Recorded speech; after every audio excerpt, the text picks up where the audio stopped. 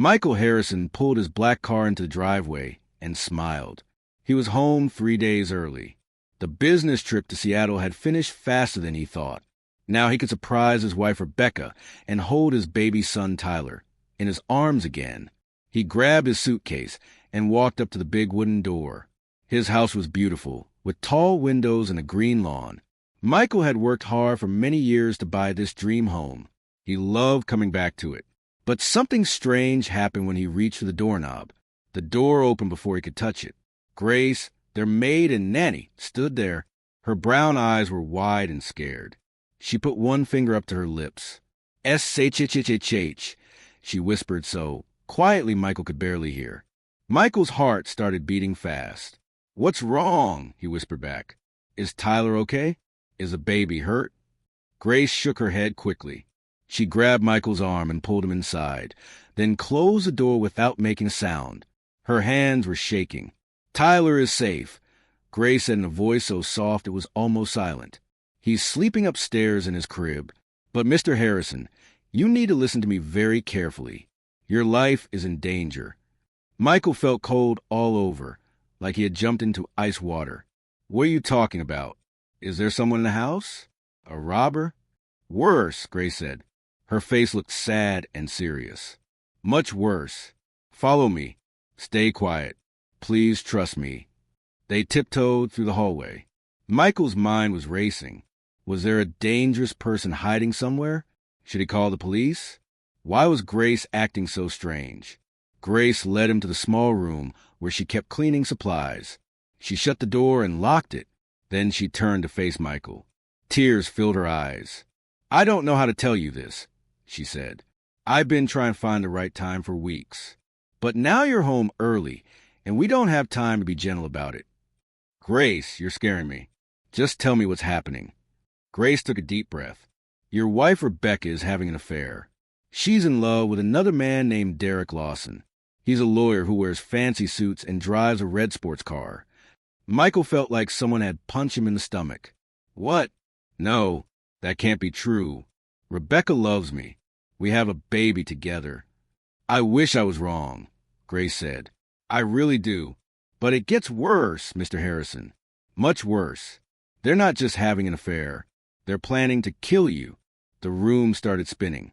Michael had to grab the shelf to keep from falling down. "Kill me? This is crazy. Why would you say something like that?" "Because I heard them," Grace said. "I've been listening for 3 months. They think I'm just a maid. They think I'm not smart enough to understand what they're saying. But I hear everything." Michael's hands were shaking now. "Where are they right now?" "Rebecca and Derek are in your bedroom. They're talking about their plan right now. They don't know you're home." "I need to hear this myself," Michael said. His voice sounded angry and hurt at the same time. Grace reached into her pocket and pulled out a small white device. "This is the baby monitor from Tyler's room. I moved the camera. Watch and listen." She turned on the screen. Michael saw his own bedroom. Rebecca was sitting on the bed where he slept every night. Next to her was a tall man with dark hair, wearing an expensive gray suit. Derek. Rebecca was laughing. Actually laughing. 3 more weeks, she said. "That's all we have to wait. Then Marcus will take care of everything." "Who's Marcus?" Michael whispered to Grace. "The hitman they hired," Grace whispered back. "A dangerous man who makes people disappear for money." On the screen, Derek put his arm around Rebecca. "And you're sure Marcus knows the plan? The brakes on the rental car." Rebecca nodded. "Yes. When Michael drives to San Francisco for the investor meeting, the brakes will fail. The car will crash on the mountain road. Everyone will think it was a terrible accident. No one will suspect anything." Michael felt sick. He wanted to throw up. This was his wife, the woman he married 5 years ago, the mother of his baby boy. She was planning to murder him? "How much did you promise Marcus?" Derek asked. $100,000, Rebecca said. "Half now, half after it's done. It's worth every penny. Once Michael is gone, I inherit everything. $60 million. The house, the company, everything." Derek smiled a mean smile. "And then we can finally be together. We'll take little Tyler and start our new life. Maybe we'll move to Europe, buy a villa in Italy. It's perfect, Rebecca said. No one will ever know. Grace is too stupid to figure anything out. She just cleans and watches the baby. Michael trusts me completely. He has no idea. Michael felt tears running down his face. He had loved this woman. He had worked hard to give her a good life. And she wanted him dead? Just for money? Grace turned off the monitor. I'm so sorry, Mr. Harrison. I know this hurts, but you needed to know the truth. How long have you known? Michael asked. 3 months. I started noticing strange phone calls. Then I saw Derek come into the house when you were at work. I have a degree in criminal justice. I used to work as a paralegal before I became a nanny, so I started gathering evidence. I took pictures. I recorded conversations. I kept notes of everything. Why didn't you tell me sooner? I needed proof, Grace said. If I told you too early, they might have changed their plan. Or worse, they might have hurt you right away. I had to wait until I had enough evidence that the police would believe me, and I had to keep Tyler safe. Michael sat down on the floor. His legs couldn't hold him up anymore. His whole life was falling apart. The woman sleeping in his bed wanted to kill him. The father of his child wasn't safe in his own home. What do we do now? He asked. Grace knelt down next to him. Now we call the police. I have everything they need. Photos, audio recordings, text messages between Rebecca and Derek, bank records showing the payments to Marcus. We have enough to put them all in prison for a very long time. But what about Tyler? Michael asked, What happens to my son? Tyler stays with you, Grace said firmly. You're his father. You're the only one who really loves him. I'll help you take care of him. I promise. Michael looked at Grace, this woman who cleaned his house and watched his baby had just saved his life. She had been brave when he didn't even know he was in danger. She had protected him and Tyler when his own wife wanted to destroy them. Thank you, Michael said. Thank you for being loyal. Thank you for caring. Thank you for saving us. Grace smiled a sad smile. That's what heroes do, Mr. Harrison.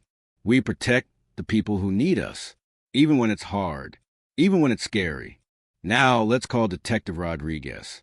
It's time to stop the bad guys. Michael stood up. His heart was broken, but he wasn't going to give up. He had a son who needed him, and he had Grace, a true friend, standing by his side. The fight for justice was about to begin. Grace pulled out her phone. Her fingers moved fast across the screen. I'm texting Detective Carlos Rodriguez. He's a good cop. I've been talking to him for the past 2 weeks, getting ready for this moment. Michael wiped his eyes. You've been planning this? Yes, Grace said.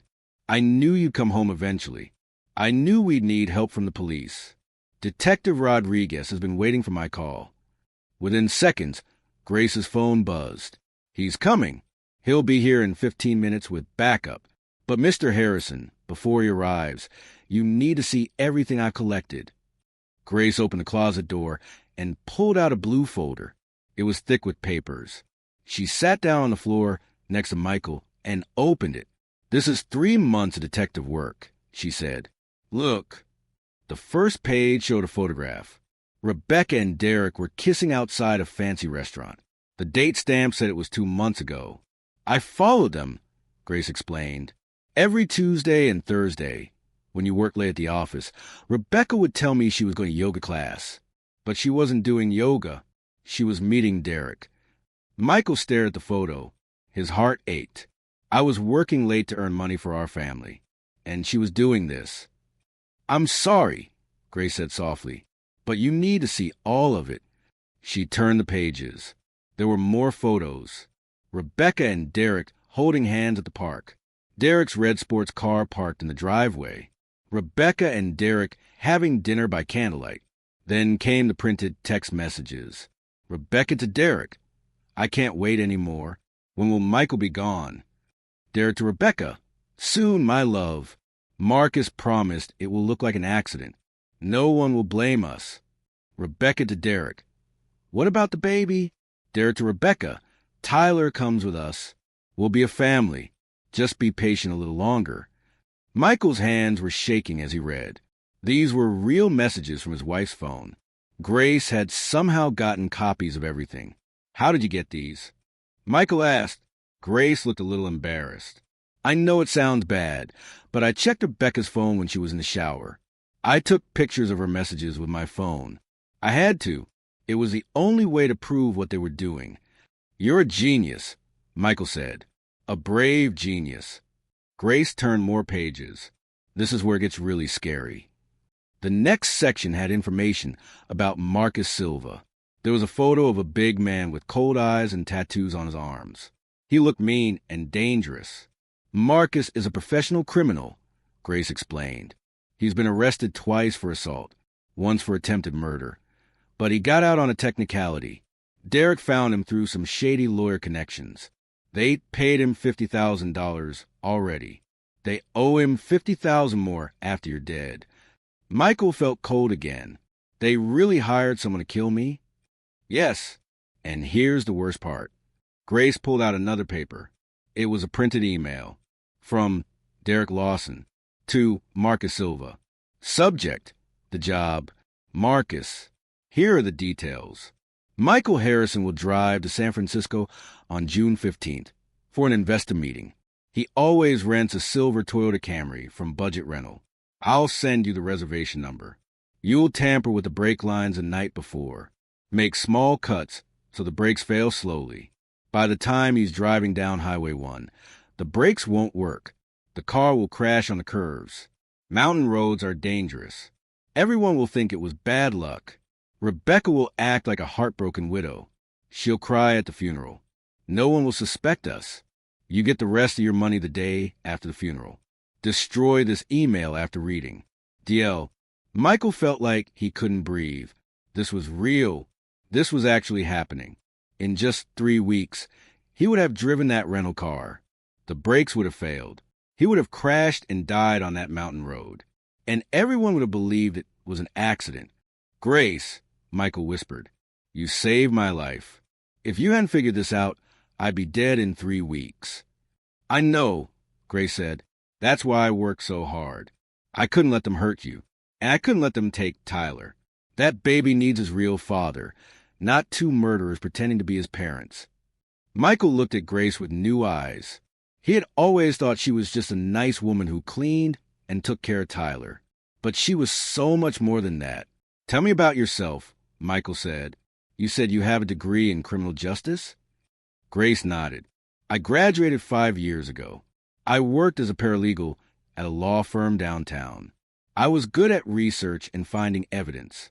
But then my mother got sick with cancer. I needed a job with flexible hours so I could take care of her. That's when I became a nanny. The pay was less, but I could be there for my mom. Where's your mother now? Grace's eyes got sad. She passed away last year. But by then, I loved taking care of Tyler. He's such a sweet baby. I couldn't leave him, so I stayed. I'm glad you did, Michael said. You're part of our family now. You're Tyler's guardian angel. Suddenly, they heard a sound downstairs. Footsteps. The front door opening. Grace and Michael froze. Grace. Rebecca's voice called out. Grace, where are you? Tyler needs to be fed. Michael's eyes went wide. Rebecca was coming to find Grace. What if she discovered him hiding here? Grace put her finger to her lips again. She grabbed Michael's arm and pulled him behind a tall cabinet. They squeezed into the tight space just as the door opened. Rebecca stood in the doorway. She looked annoyed. Grace? Are you in here? Grace stepped out calmly. Her face showed nothing. Yes, Mrs. Harrison. I was just organizing the cleaning supplies. Is Tyler awake? Yes, and he's crying. Go feed him, Rebecca said in a bossy voice. And make sure you wash his bottles properly this time. They had spots yesterday. Of course, Mrs. Harrison. I'll do it right away. Rebecca turned and walked away. Her footsteps disappeared down the hall. Michael came out from behind the cabinet. His heart was pounding like a drum. She almost caught me, but she didn't, Grace said, because we were careful. That's how we'll win this, Mr. Harrison, by being smarter and more careful than they are. Just then, Grace's phone buzzed again. She looked at the screen and smiled. Detective Rodriguez is here. He's parked down the street. He doesn't want Rebecca and Derek to see the police car yet. What's the plan? Michael asked. You stay hidden here, Grace said. I'm going to go feed Tyler, like Rebecca asked. That will keep everything normal. Detective Rodriguez will come to the back door. You'll give him all the evidence. Then he'll get a warrant for their arrest. When everything is ready, the police will come inside and take them away. What if something goes wrong? Michael asked, what if Derek or Rebecca try to run? Grace looked strong and brave. Then the police will chase them, but they won't get far. Detective Rodriguez has officers watching every exit. This house is surrounded.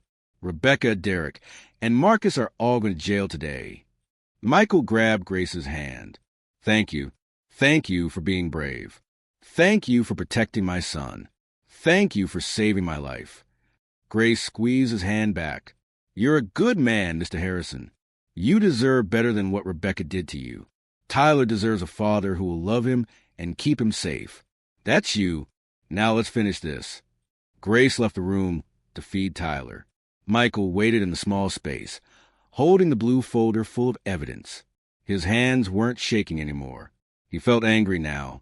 Angry at Rebecca for betraying him. Angry at Derek for plotting to kill him. Angry at Marcus for agreeing to murder someone for money. But he also felt grateful.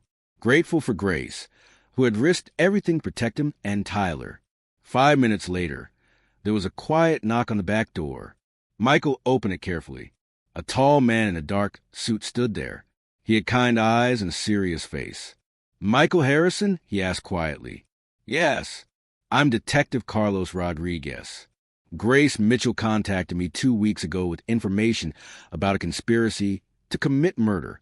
I understand you've just learned about the plot against you. I'm very sorry. This must be incredibly difficult. It is, Michael said, but Grace saved me. She has all the evidence you need. Michael handed the detective the blue folder. Detective Rodriguez opened it and flipped through the pages. His face got more serious with each page he read. This is excellent work, the detective said. Grace documented everything perfectly. Photos, text messages, emails, bank records. This is enough to arrest all 3 suspects. The district attorney will have no trouble prosecuting this case. How long before you arrest them? Michael asked. I need 1 hour to get the warrant from Judge Patterson, Detective Rodriguez said. Then we'll come back with a full team. We'll arrest Rebecca and Derek here in the house. We already have officers watching Marcus Silva's apartment. He'll be arrested at the same time. None of them will escape. Michael felt relief wash over him. Thank you, Detective. Thank you for trusting us, Detective Rodriguez said. And thank Mr. Harrison? Grace Mitchell is a hero. She saved your life. Make sure you remember that. I will, Michael promised. I'll never forget what she did for me and my son. The detective left through the back door. Michael sat down and waited. 1 hour. Just 1 more hour, and this nightmare would be over. The longest hour of Michael's life finally ended.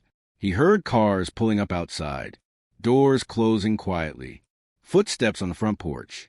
Then came the loud knock. Bang, bang, bang. Police. Open the door. Michael heard Rebecca scream from upstairs. What? Who is that? Derek, what's happening? Michael stepped out of the cleaning room. His legs felt strong now.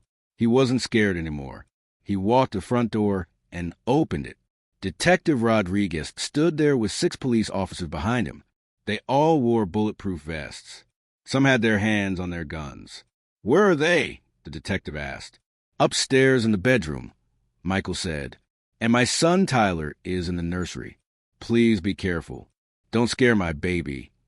Officer Martinez, go secure the child, Detective Rodriguez ordered. A kind-looking female officer nodded and went upstairs quickly but quietly. Grace appeared from the kitchen, holding a bottle for Tyler. I'll go with her, she said. Tyler knows me. He won't be frightened if I'm there. Detective Rodriguez and the other officers climbed the stairs. Michael followed behind them. His heart was pounding, but he needed to see this. He needed to see Rebecca and Derek face justice. The detective knocked hard on the bedroom door. "Rebecca Harrison, Derek Lawson, this is the police. Come out with your hands up." The door flew open. Derek stood there looking angry and confused. He was still wearing his fancy suit. "What is this? You can't just barge into someone's home. I'm a lawyer. I'll have your badges for this." "Derek Lawson, you are under arrest for conspiracy to commit murder and solicitation of murder," Detective Rodriguez said calmly. He pulled out handcuffs. "You have the right to remain silent. Anything you say can and will be used against you in a court of law." Derek's face went white. "What? This is insane. I haven't done anything." Two officers grabbed Derek's arms and spun him around. They snapped the handcuffs on his wrists. Derek struggled and shouted, "You're making a huge mistake. I'm innocent." Then Rebecca appeared in the doorway. When she saw Michael standing there, her face showed pure shock. "Michael, you're home? But you're supposed to be in Seattle. How did you—" Then she saw the police officers. Her eyes got huge. No. This isn't happening." "Rebecca Harrison, you are under arrest for conspiracy to commit murder and solicitation of murder," Detective Rodriguez said. He pulled out another pair of handcuffs. Rebecca started crying. Real tears ran down her face. "Michael, please. You don't understand. I can explain everything. I love you. I would never hurt you." Michael stared at his wife. Just hours ago, he had loved her. Now he felt nothing but disgust. "I heard you, Rebecca," Michael said quietly. "I heard every word you said to Derek. I heard you talk about hiring Marcus. I heard you laugh about killing me. I heard you plan to take my money and run away with Tyler." Rebecca's fake tears stopped. Her face changed. Now she looked mean and angry. "You were spying on me? How dare you?" "Grace was protecting me," Michael said. "She's been documenting your crimes for 3 months. Everything you did, everything you said. The police have all the evidence they need." "Grace." Rebecca spun around, looking for the maid. "That stupid woman? She did this." "That smart, brave woman saved my life," Michael corrected her. "She's more of a hero than you'll ever understand." The officers put handcuffs on Rebecca, too. She screamed and tried to pull away. "No, you can't do this. I'm Tyler's mother. You can't take me away from my baby. You should have thought about that before you tried to kill his father," Detective Rodriguez said. The police led Derek and Rebecca downstairs. Derek kept yelling about lawyers and rights. Rebecca kept crying and screaming, but the officers didn't stop. They took them outside to the police cars. Michael watched from the window as they were put into separate cars. Blue and red lights flashed in the driveway. Neighbors came out of their houses to watch. Everyone on the street would know what Rebecca and Derek had done. Grace came downstairs carrying Tyler. The baby was awake, but calm. He didn't understand what was happening. He just smiled at his daddy. Michael took his son in his arms and held him tight. "It's okay, little man. Daddy's here. Daddy's safe. Everything is going to be okay now." Detective Rodriguez walked over to them. "We just got word from our team. Marcus Silva has been arrested at his apartment. When officers searched his place, they found tools for tampering with car brakes. They also found $50,000 in cash hidden under his bed. He's going to prison for a very long time." "What happens now?" Michael asked. "All 3 suspects will be taken to the county jail," the detective explained. "They'll be held without bail because their flight risks and dangers to society. The district attorney will prosecute them with all the evidence Grace collected.